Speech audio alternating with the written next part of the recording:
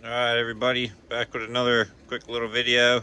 Uh, Pardon that Chinese diesel heater. It's been pretty cold here lately, but that's what I was messing around with today on that Toro wheel horse 268H.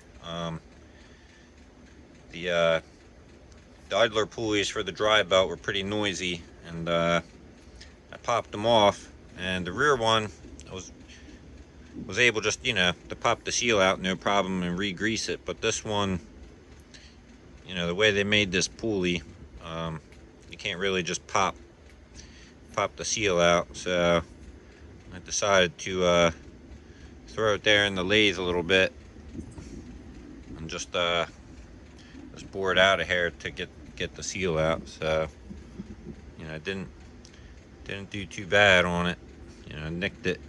Nicked it a hair there, but gonna get that cleaned out and re-greased, and we'll see how long it lasts. So thanks for watching, and stay tuned for more.